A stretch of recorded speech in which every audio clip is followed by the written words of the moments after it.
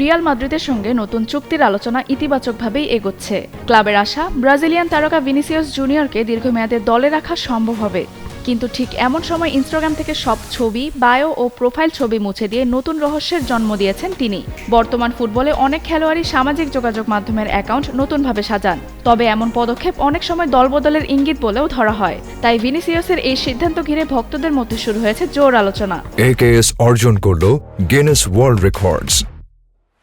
AKS daily মেইলের দাবি, ভিনিসিয়াসকে রাখতে বছরে প্রায় 1,85,00,000 পাউন্ড বেতনের নতুন চুক্তির প্রস্তাব দিয়েছে রিয়াল। আগামী বছরের জুনে শেষ হবে তার বর্তমান চুক্তি। একই সঙ্গে দ্বিতীয় মেয়াদে রিয়ালের কোচ হোসে মরিনহো ভবিষ্যৎ পরিকল্পনায় তাকে অন্যতম গুরুত্বপূর্ণ খেলোয়াড় হিসেবে দেখছেন। এর মধ্যেই বিভিন্ন প্রতিবেদনে দাবি করা হয়েছে, পরিস্থিতির দিকে নজর রাখছে প্রিমিয়ার লিগ চ্যাম্পিয়ন আর্সেনাল। চুক্তি নবায়ন ভেস্তে গেলে ব্রাজিলিয়ান উইঙ্গারকে দলে টানতে প্রস্তুত মিকেল আর্তেতার দল। যদিও সব গুঞ্জনের মাঝেই ভিনিসিয়াস ইতোমধ্যে রিয়ালের প্রাক মৌসুম ক্যাম্পে যোগ দিয়ে মরিনহোর অধীনে অনুশীলন শুরু করেছেন। এখন প্রশ্ন একটাই, ইনস্টাগ্রামের এই ক্লিন স্লেট কি শুধুই ব্যক্তিগত সিদ্ধান্ত, নাকি বড় কোনো দল বদলের ইঙ্গিত? উত্তর মিলবে সামনের কয়েক সপ্তাহেই।